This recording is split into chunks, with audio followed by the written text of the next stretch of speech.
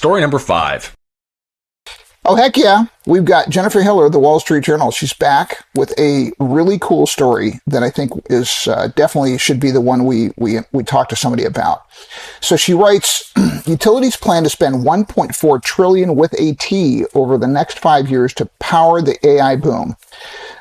Jennifer, Maine just banned data centers to serve AI, and I've seen bans popping up all over the place. And when I read this story, I thought, oh my gosh, we've got to have her on because, I mean, this is a massive investment that they're planning to make. Can you tell us more about it? Yeah, utility spending is really set to rise by quite a lot and by ever increasing amounts, apparently. So just in the last year, they've boosted spending plans by about 20%. This is going to happen over a 5-year period. A lot of it still has to go through state regulators for approval. So it's not completely a done deal, but clearly the direction of spending is up. And as you said, there's a lot of concern about the spending that might be related to data centers and whether that would bleed over to other customers. So you're seeing a lot of concern for a variety of reasons across the country about the data center build out. And part of it is tied to concern about rising power prices. Jennifer, I feel like this is a really old argument that just has a modern spin on it now that can be distilled to who's going to pay for it?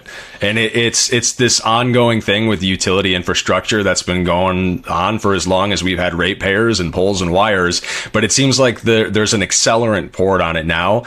And there's a disconnect between the people who use electricity and are paying more and more for it and continue to pay more for it versus what they're getting in exchange for that payment. And it's like, well, I don't want a data center in my community. I don't get the tax benefits. All I see is my rates going up.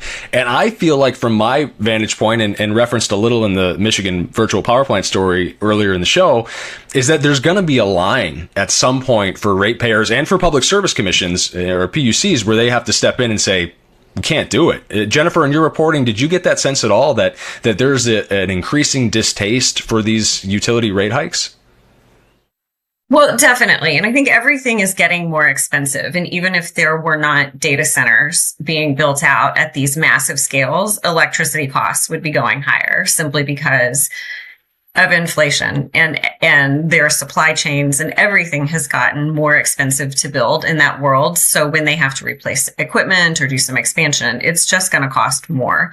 I think the concern that you're seeing now is that the amount of spending that they're going to need to do for data centers, like how well are regulators or utilities going to be able to sort of ring fence that and keep it over in a different bucket from the rest of the ratepayers. I mean, in theory, what the utility industry is arguing is that if you have more users, because you do have some spare capacity in the system, that you can spread costs over, you spread costs over more users, costs could be lowered versus what they would be otherwise. So that is the ideal theory.